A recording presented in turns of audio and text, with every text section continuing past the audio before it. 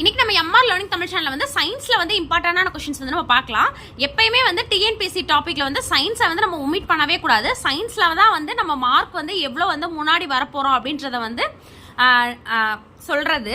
அதனால வந்து சயின்ஸ்ல வந்து நம்ம விடாம நிறைய டாபிக் வந்து நம்ம கவர் பண்ணிக்கிட்டே வந்து வரலாம். இன்னைக்கு வந்து ஒரு இம்பார்ட்டன்டான क्वेश्चंस எல்லாமே வந்து இதுல பார்க்கலாம்.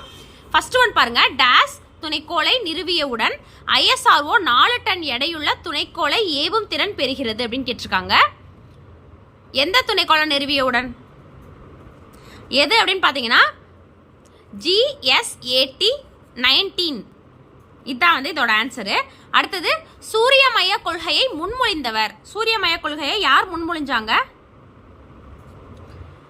நிக்கோலஸ் கார்பர் நிக்கஸ் அப்படின்றவர் தான் வந்து சூரியமய கொள்கையை வந்து முன்மொழிஞ்சாரு. அடுத்தது அண்டத்தின் ஆதியை குறித்து கூறும் மாதிரி எது? அண்டத்தோட ஆதிய குறித்து கூறுற மாதிரி எது அப்படின்னு கேட்டிருக்காங்க. எது அப்படின்னா வந்து பெருவெடிப்பு. ஆகாயத்தின் பெரும்பகுதியை அடக்கியுள்ள விண்மீன் மண்டலம் எது? உர்ச்சா மேஜர். அடுத்தது இந்தியா ஏவிய முதல் ஏவுகணை. இந்தியா ஏவுனா முதல் ஏவுகணை எது? ஆரியப்பட்டா. வெப்பம் என்பது ஒரு வகையான அப்படின்றது ஒரு வகையான வெப்ப ஆற்றல். ஒரு பொருளுக்கு வெப்ப ஆற்றலை அளிக்கப்படும் போது கீழ்கண்டவற்றில் எவை நிகழ முடியும்? விரிவடைதல், ஈர்ப்பு ஆற்றல், வெப்ப ஆற்றல். இது மூணும் தான், அனைத்தும் தான் வந்து இதோட ஆன்சரு. இது வந்து டீச்சர் ட்ரைனிங் முடிச்சு அடுத்து வந்து எழுத போற எக்ஸாமுக்கும் வந்து இந்த டாபிக் எல்லாமே வந்து இம்பார்ட்டன்டா இருக்கும். அதே மாதிரி குரூப் 4 குரூப் 2 எல்லாத்துக்குமே வந்து இந்த கொஸ்டின்ஸ் வந்து ரொம்ப ரொம்ப முக்கியம் தான். அடுத்து பார்க்கலாம். திட, திரவ மற்றும் வாயுக்களை சம அளவு வெப்பநிலை ஆற்றல் அளிக்கும் போது எது அதிக விரிவுக்கு உட்படும்? இந்த மூணும் இருக்கு. இதுல மூணுலையும் வந்து சம அளவு நம்ம ஒரு வெப்ப ஆற்றல் அளிக்கும் போது எது அதிகமா விரிவுக்கு உட்படுறது அப்படின்னு கேக்குறாங்க. வாயு பொருள் தான் வந்து அதிக விரிவுக்கு உட்படும். திரவ நிலையிலிருந்து திடநிலைக்கு மாறும் நிகழ்வு திரவத்திலிருந்து திடநிலை எது? உறைதல். அடுத்தது வெப்ப கடத்தல் முறையில் வெப்ப ஆற்றல் பரிமாற்றம் டேஸ் நடைபெறும். திடப்பொருள்ல வந்து நடைபெறும். கலோரிமீட்டர் என்ற சாதனம் டேஸ் அளக்க பயன்படுகிறது. கலோரிமீட்டர் எதை அளக்க பயன்படும்? பொருளில் ஏற்கப்பட்ட மற்றும் இழக்கப்பட்ட வெப்பத்தை அளக்கிறது தான் வந்து பயன்படுது. ஒரு கிராம் நிறையுள்ள நீரின் வெப்பநிலையை 1 டிகிரி செல்சியஸ் உயர்த்த தேவைப்படும் வெப்ப ஆற்றலின் அளவு.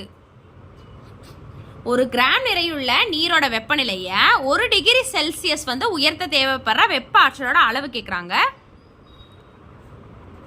அளவு எவ்வளவு?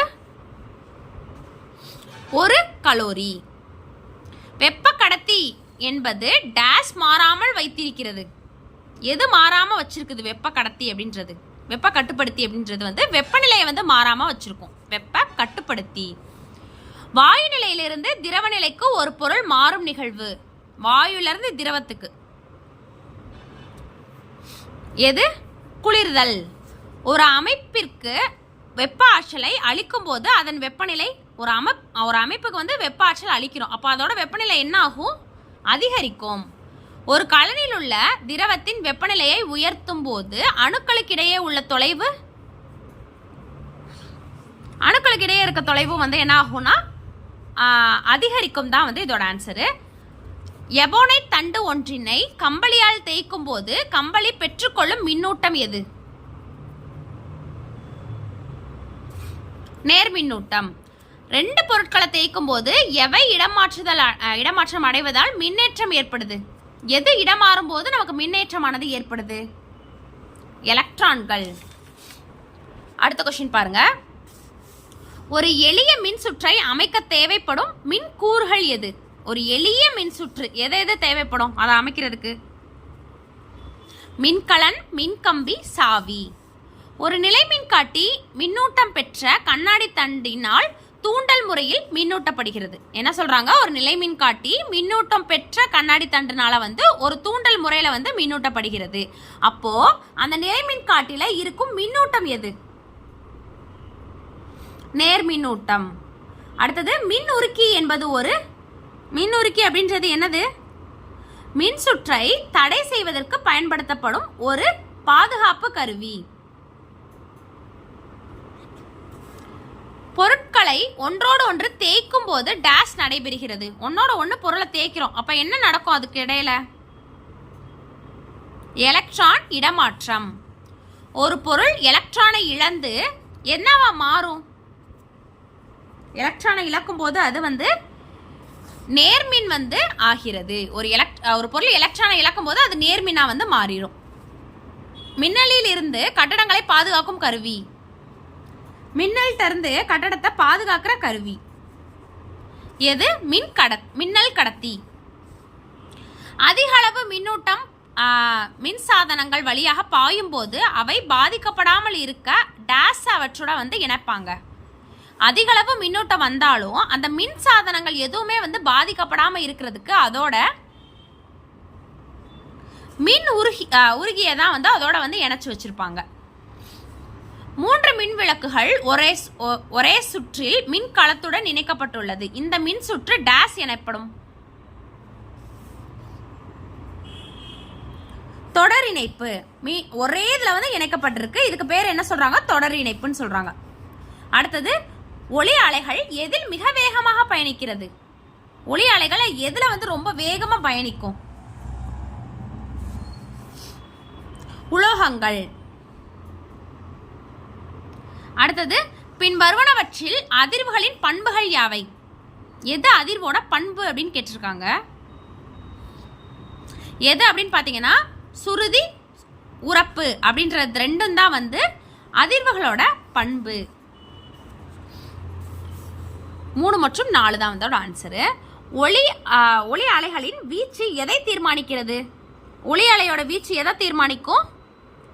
உரப்பு. சித்தார் வந்து எந்த வகையான இசைக்கருவி? இது ஒரு கம்பி கருவி. மனித காதுகள் கேட்கக்கூடிய அதிர்வெண் வரம்பு எவ்வளோ அதிர்வெண்ணை வந்து நம்ம கேட்க முடியும் அப்படின்னு பார்த்தீங்கன்னா 20 ஹெர்ட்ஸ் முதல் 2000 ஹெர்ட்ஸ் வரை.